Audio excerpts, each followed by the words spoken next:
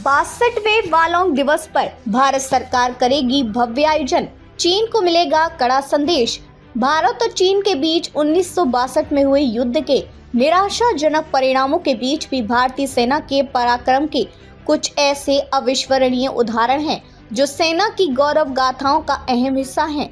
भारत चीन युद्ध के दौरान अरुणाचल प्रदेश के वालोंग की लड़ाई में चीनियों को पस्त कर पीछे हटने को बाध्य करने वाले सैनिकों की बहादुरी की मिसाल सेना की ऐसी ही गौरव गाथा का हिस्सा है। भारतीय सेना वालोंग की इस चर्चित लड़ाई में कुर्बानी देकर मातृभूमि की रक्षा करने वाले वीर सैनिकों को श्रद्धांजलि देते हुए 62वें वालोंग दिवस के उपलक्ष्य में एक महीने तक स्मारक कार्यक्रमों की श्रृंखला शुरू कर रही है। 17 अक्टूबर से शुरू हो रहा वालोंग स्मरणोत्सव 14 नवंबर तक चलेगा।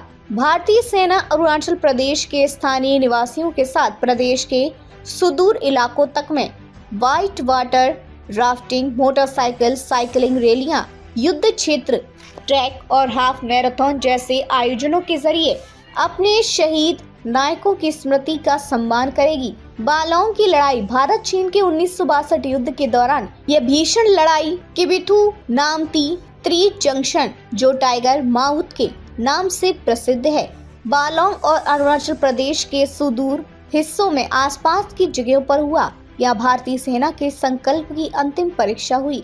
अक्टूबर 1962 में चीनी सेना जब भारतीय क्षेत्र में आक्रामक रूप से आगे बढ़ी तो रणनीतिक रूप से महत्वपूर्ण वालोंग सेक्टर की रक्षा की जिम्मेदारी सेना के प्रतिष्ठित द्वितीय इन्फेंट्री डिवीजन की बहादुर 11वीं इन्फेंट्री ब्रिगेड पर आ गई।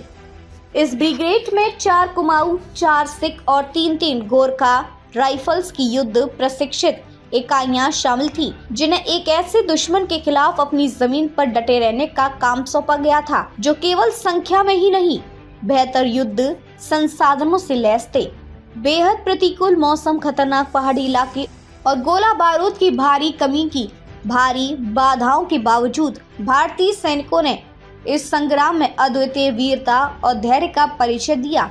6 कुमायूं रेजिमेंट के सैनिकों ने निरंतर हाथापाई की और किबिथू और ट्राई जंक्शन में अपने पोस्ट पर डटे रहे। टाइगर माउथ और लेडर्स में 4 सिख रेजिमेंट, सारागढ़ी बटालियन, 3 और 2 गोरखा राइफल्स के बहादुर योद्धाओं ने अपने प्रसिद्ध खुकरी हाथ में लेकर अद्भुत युद्ध कौशल के जरिए दुश्मन को धराशायी कर उसे भारी नुकसान पहुंचाया। भारतीय सैनिकों ने आगे बढ़ रही चीनी सेना को रोकने के लिए कई जवाबी हमले कर काफी संख्या में उसके सैनिकों को मौत के घाट उतारा और चीनी सेना को आगे बढ़ने से रोक दिया। सेना की ओर से वालोंग युद्ध के महीने भर चलने वाले स्मरण आयोजन के समापन मौके पर 14 नवंबर को नव पुनर्मित वालोंग युद्ध स्मारक का उद्घाटन भी किया जाएगा।